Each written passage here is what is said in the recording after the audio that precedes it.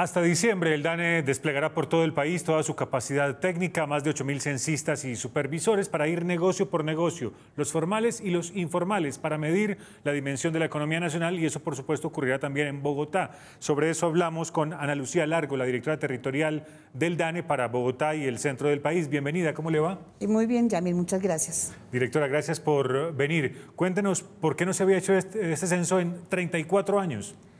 Pues un censo generalmente es una operación estadística muy costosa y también depende de la voluntad política que haya, y es un censo que, como tú dices, hace 34 años no se hacía, por lo tanto la necesidad de información es vital para tener esa herramienta básica para la formulación de política pública.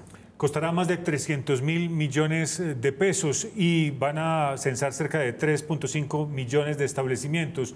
Hacen ustedes un énfasis muy particular en el tema de la economía popular. ¿Qué es eso? ¿Por qué? Yamir, este es un mandato que tiene el país y una deuda que realmente quedó aprobada el censo mediante el COMPES 3956 del año 2019, donde una de las principales características es tener esa información de economía popular para la formulación de política pública, ya que es una información que el país no tiene. Como no lo tiene, pues no hay cómo formular la política pública, no existe esa herramienta. Pero no es lo mismo economía popular que economía informal, no necesariamente es lo mismo. Básicamente es lo mismo, pero es que es información que no hay, es información que el país no tiene. En este momento, por eso se ha incluido al vendedor de calle, que es la primera vez en la historia que se incluye, para poder caracterizar a ese vendedor informal, a esa economía informal y tener la información. ¿Y cómo lograr que la gente diga la verdad, cuente realmente los datos que el DANE necesita? Bueno, es muy importante hacer la claridad que la información del DANE es confidencial. El DANE lleva 70 años de historia. En los 70 años de historia hemos sido supremamente rigurosos en el cumplimiento de la reserva estadística. Y aquí la invitación a la población es consultar la ley 2335 en su artículo 36 y 37, donde dice que la información es confidencial, solamente es para fines estadísticos. Luego es una herramienta para fines estadísticos que no se cruza ni para fines ni fiscales, ni tampoco judiciales, ni tributarios. O sea, si usted viene y censa mi negocio, usted no le va a pasar la información ni a la DIAN ni al CISBEN. No, ni a la DIAN ni al CISBEN, por eso se dice reserva estadística. La misma publicación son datos consolidados. Luego no hay ninguna manera de poder identificar, es que Yamil tiene tal emprendimiento, tiene tal empresa, eso es totalmente imposible. Bueno, ¿y cómo tener la certeza de que el número de negocios informales es el que es? Se lo pregunto porque todos los días aparece un nuevo negocito, un nuevo tenderete, un nuevo caspete de personas que están en el rebusque. Bueno, muy importante la pregunta tuya, porque ya el DANE ha sido obviamente el líder en implementar nuevas estrategias operativas, y nosotros tenemos una estrategia para censar al vendedor de calle, que es aquel vendedor que vamos a tener de alguna manera o en un sitio consolidado o lo vamos a tener deambulando. Entonces, ¿cómo lo vamos a censar? En un momento determinado, en un periodo muy corto, teniendo en cuenta que es una población que se va moviendo, ¿cierto? Entonces, lo vamos a censar en un puesto fijo donde él está, pero también dentro del barrido, que es la fase que estamos iniciando en este momento. Vamos a censarlo al que va caminando, lo vamos a censar en ese momento. Por eso es un operativo muy rápido, teniendo en cuenta que es una población flotante.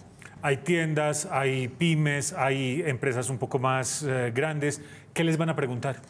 Efectivamente, tienes razón. Nosotros tenemos tres grandes fases, por decirlo así. La primera, que comenzamos el día 4 de junio, fue por autolicenciamiento, que eso es para la pequeña y gran empresa.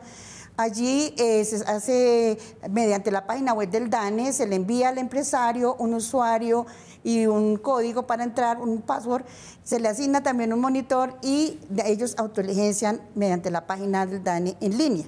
La otra parte que estamos haciendo en este momento ya es el barrido. ¿Qué es el barrido? Vamos a ver a un equipo del DANE debidamente identificado, como lo estamos mirando hoy, que estamos saliendo a la calle a hacer esa sensibilización, donde vamos a pasar negocio por negocio, tomando esa información al pequeño empresario, al gran empresario, al vendedor de calle, al que vende las arepas, al que vende los cigarrillos, al que vende la chicha, a todo lo que encontremos, ahí lo vamos a censar.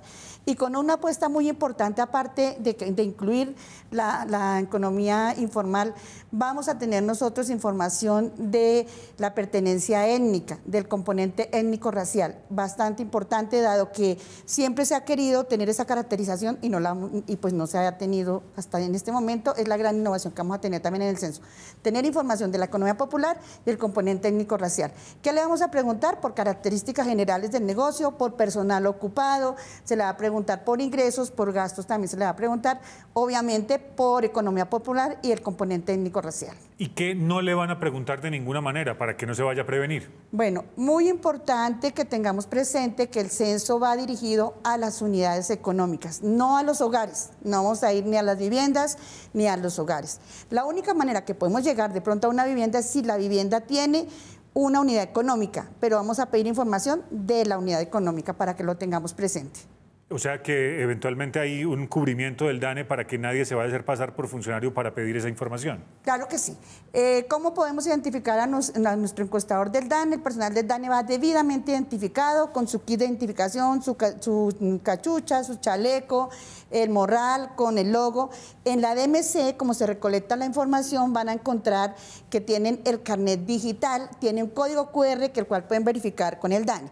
Sin embargo, Yami, también yendo en la misma dirección, teniendo en cuenta que todo el mundo tiene un celular, la invitación es a toda la población para que, por favor, ingrese a la página del DANE, www.dane.gov.co. Cuando ingresa, va a encontrar un link que dice personal de campo autorizado a nivel nacional. Con el número de cédula pueden ingresar, verifican el nombre de la persona y el rol de la persona para que tenga mayor seguridad la persona de que realmente pertenece al DANE. Explíqueme por último qué es eso del componente étnico, por qué hay que saber si un negocio está asociado, por ejemplo, con una familia indígena o con un propietario afro.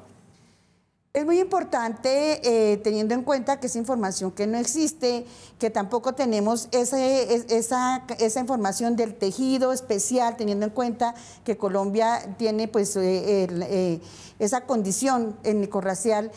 Qué mejor que tener toda esa economía informal que ha sido totalmente invisibilizada y que esta es la única oportunidad que tenemos para que ellos se visibilicen, igual que el vendedor de calle, de la misma manera. Ana Lucía Largo, directora territorial del DANE para Bogotá y el centro del país, gracias por haber estado con nosotros. A usted, Yamil, muchas gracias. Buena tarde.